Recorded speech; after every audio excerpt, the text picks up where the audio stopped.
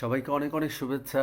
আম, আমি আসলে একটা বিষয়ে কথা বলতে চেয়েছি, সেটা হলো আমার আহ, গত ২৬ বছরে সালমান শাহ মারা যাওয়ার পর গত ২৬ বছরে সালমান শাহ অভিনীত কোনো ছবির কোনো গান এখনো পর্যন্ত রিমেক হয়নি, একটা গান ছাড়া। আর সেই গানটি ভাগ্যক্রমে আমি আমার ছবিতে পেয়েছিলাম, আমি আর পরিমণি অভিনীত, শামীমুল ইসলাম শামীম পরিচালিত আমার প্রেম আমার প্রিয়া মুভিতে সে বিখ্যাত জনপ্রিয় গান পৃথিবীতে সুখ বলে যদি কিছু থেকে থাকে, তার নাম ভালোবাসা, তার নাম প্রেম। তো এই গানটি রিমেক করার সুযোগ হয়েছিল আমাদের ছবিতে।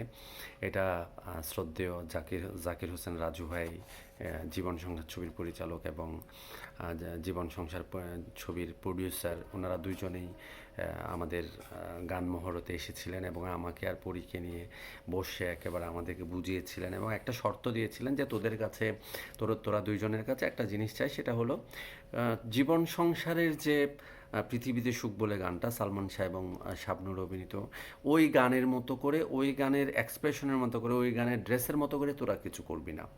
তোরা যেটা করবি সেটা একটা নতুন গান বানা, একদম নতুন গান, যেটা ওই গানের সাথে, জীবন সংসারের গানের সাথে কোনো মিল যেন না থাকে।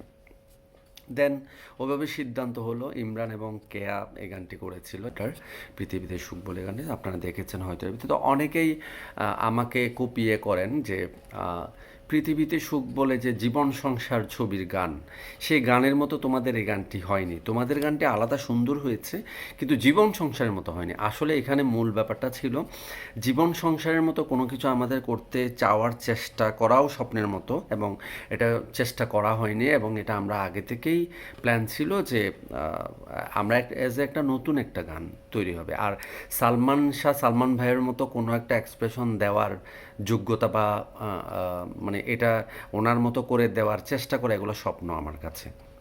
ওনার ওনার চুল পরিমাণ যোগ্যতা আমি মনে করি যে আমার কাছে নেই। তো আমার স্বপ্নের হিরো সালমান শাহ, শাবনূর, এটা বাংলাদেশ চলচ্চিত্রের মানে এরকম জুটি আর ফিউচারে আর আসবে কি না জানা নেই, এবং এরকম জুটি খুব রেয়ার, এটা বলার অপেক্ষা রাখে না, সবাই জানে। সো এই পৃথিবীতে সুখ বলে গান, এই গানটি আসলে অনেকে মনে করেন, এই জন্য আজকে এটা বললাম যে অনেকে মনে করেন যে কেন সালমান শাবনূরের ওই গানটির মতো তোমরা করোনি। আসলে এটা করিনি বলতে আমরা ওরকম করার ট্রাই করিনি।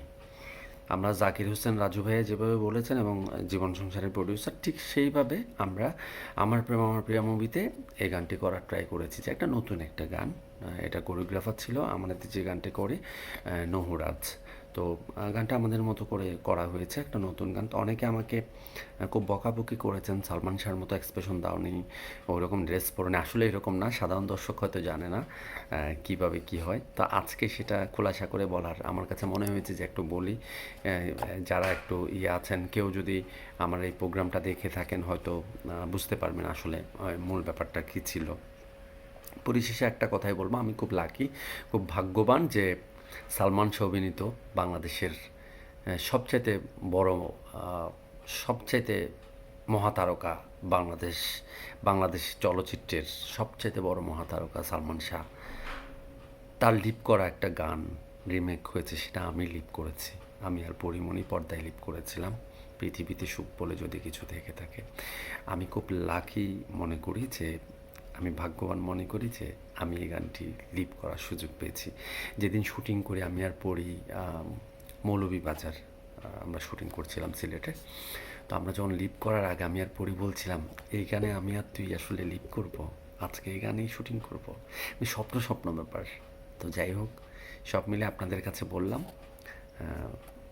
আশা করি বুঝতে পেরেছেন। সামনের দিনগুলোতে জানি না আর কোনো গান লিপ করার সুযোগ পাবো কিনা, তবে পেলে আরও বেশি আনন্দিত হব। সবাইকে অনেক অনেক ভালোবাসা, ভালো থাকবেন।